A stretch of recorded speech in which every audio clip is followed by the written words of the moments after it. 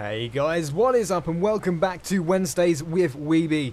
This week we've got a few questions lined up that are actually pretty interesting, as a matter of fact. There's some been pretty cool questions that have been coming in. For anyone new around here, Wednesdays with Weeby is kind of like my Q&A weekly thing that we decided to start up. Because there was people that actually had questions for me, which is a surprise. Funnily enough, the first one that I'm going to be showing you, or telling you, whatever you want to say, or call it, whatever. Just ignore me. Okay, it's late. I've been editing all day. Leave me alone. Right. Basically, people have often asked me, WB, what is your setup?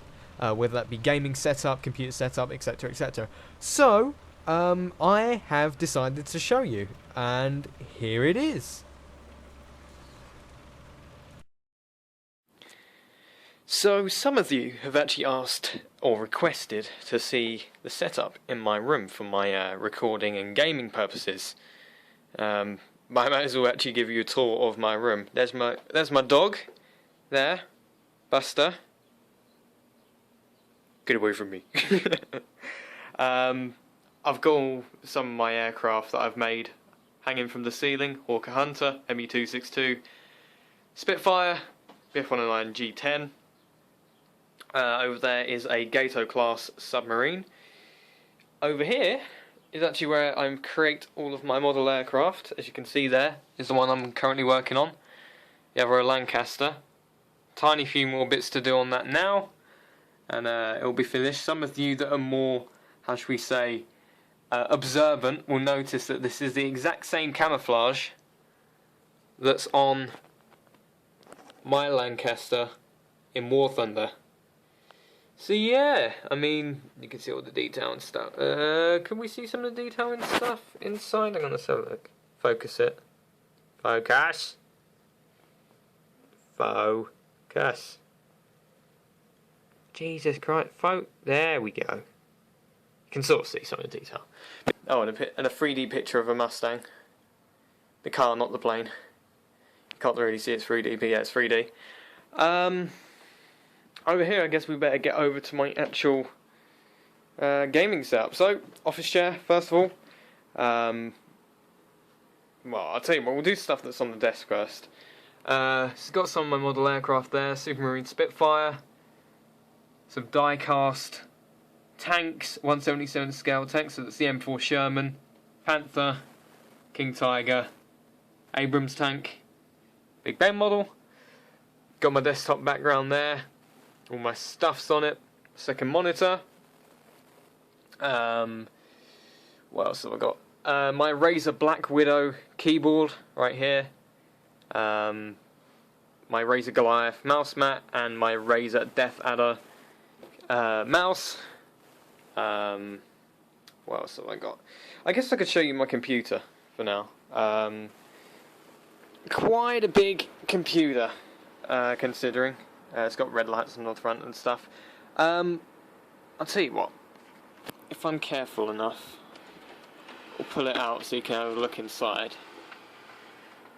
But yeah, to say the least, there's some pretty high-tech equipment in there. So yeah, good stuff over there. If I get it out, let's just put it up there real quick. Is my joystick for simulator barrels, throttle of course, buttons on the side, as well as around the back there, full capabilities, extra functionality buttons here, and my headset, Turtle Beach PX21, that are falling apart, so I'll probably need to get a new pair at some point, but let's quickly push that back in. There we go. Nice stuff. Okay, well obviously, and my collection of games over there, PS3, stuff like that. But yeah, that's pretty much my gaming setup, really. Let's just put this back down under the table. There you go. Right, yeah, that's pretty much my gaming setup. So, hope that answers your question. So, first question comes in from Hallman Johan. And he asks, how did you discover War Thunder? I actually discovered War Thunder through a friend of mine, Graham, and basically he told me about this all-new World War II style game, and I was a bit reluctant to play it at first, but who really got me into, you know, having the motivation to actually play it was a matter of fact Frankie on PC. When Frankie decided to put up a video on it, I was like, okay, I'll give it a shot. So that is how I actually turned out to play War Thunder, you know. It's like, no, of course it wasn't through advertisement or well, it was kind of through word of mouth, but no, it was Frankie on PC that actually got me into this, and that's, I think a few people actually got into War Thunder because of Frankie on PC. So yeah, good stuff. I definitely don't regret playing. Discovering War Thunder, otherwise I wouldn't be the channel I am today, really. I thoroughly enjoy playing War Thunder when it's not being a bitch, you know, when it's actually fun playing it, because grinding takes ages and I just don't have the time to grind, so yeah, not the best of things, but what can you do, really? It's all part of a free-to-play game at the end of the day, isn't it? I mean, if you were going to pay, I don't know, £40 for this title, you would expect to be able to at least unlock the planes a little faster, so to speak. But because it's a free-to-play game, I guess it makes sense. And if you've been playing it as long as I have, since patch 1.25, it kind of shows the development of the game as you go along.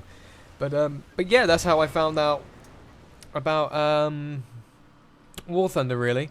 It's surprising that a lot of people actually started playing War Thunder because of my channel as well. I've had that said to me a few times, so that's quite a nice feeling. But yeah, good stuff. But I hope that answers your question.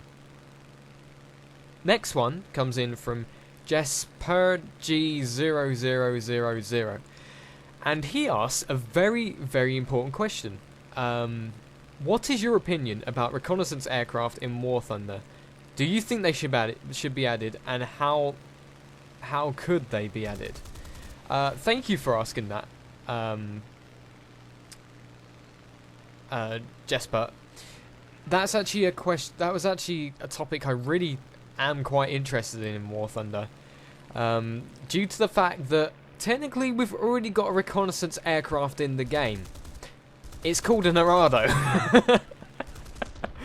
Okay, that thing is practically useless, but I find a lot of people don't use it as a bomber, so to speak. They actually use it as a reconnaissance fighter, because of its speed.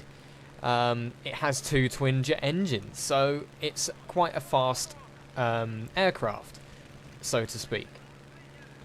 But I find people use it for reconnaissance on the German team. They'll often send the Arado ahead of everyone, spoil the aircraft to try and bring them down, and then that way the Focke-Wulfs and Me-163s can jump on everyone, which is a very good tactic because it does work, and it does work. You see it in public matches. It's something that is used widely by Luftwaffe pilots if they have an Arado, or they just ram bombers with them.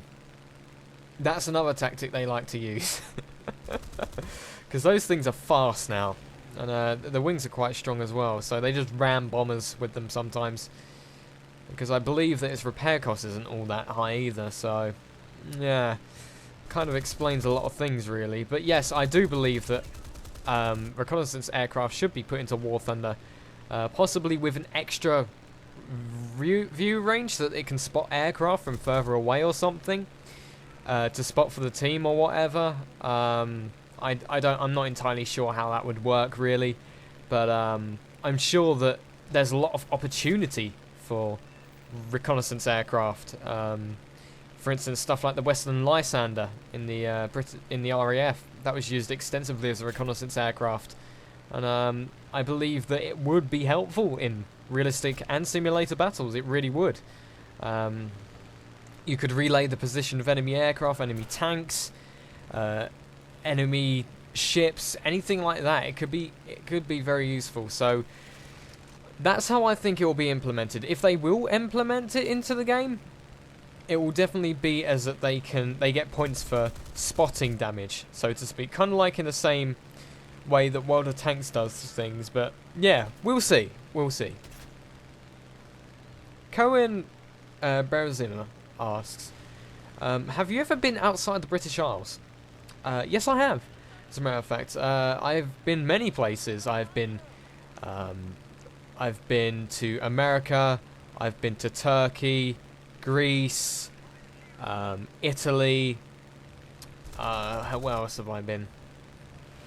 I've been Mallorca, Sicily.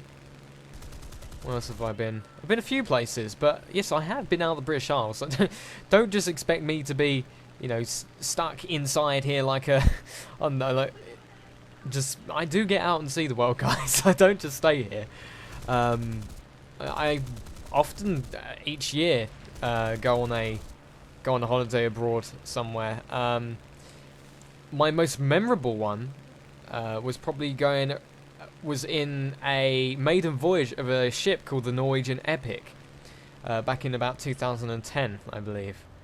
I went on a voyage there, and basically it was put it this way, it was the ship's first voyage. It sailed from Southampton and it went across the Atlantic to New York. Does that remind you of any ship by any chance? Luckily, we didn't hit an iceberg. And the facilities on it were fantastic. They really were. They really were impressive facilities. So, yeah, good stuff. I mean, they had a zone there with like PlayStation 3s and Xbox 360s, and like you could get free food. There was a buffet. You just went out. It was all inclusive, obviously, but it was absolutely terrific time. And I would highly recommend people go on cruises, even if, I mean, yes, there is always a risk. It's like a risk with flying. There's always a risk of something happening, but it's so minimal. It's ridiculous. It really is. I do recommend going on the cruise ship at some point in your life because they're just so much fun. They really are, guys. There's so much you can do on them, and they are really great fun. So I hope that answers your question. Final question for this week's episode of Wednesdays with Weeby comes in from Stuart Hoover, and he says, "What is your favourite aircraft from another nation that isn't England, or Great Britain, or United Kingdom, whatever you want to call it?" Probably, it's going to sound really weird, but it's probably, do you know? No, okay, yeah. It's probably the ME-262. It really is. The ME-262 is one of my favourite planes in World War II because of its looks. And it's just nice that it's in game. Seriously, it's probably one of my favourite aircraft of all time. And funny enough, I think the gameplay you'll be watching this over is actually ME-262 gameplay on Bulge.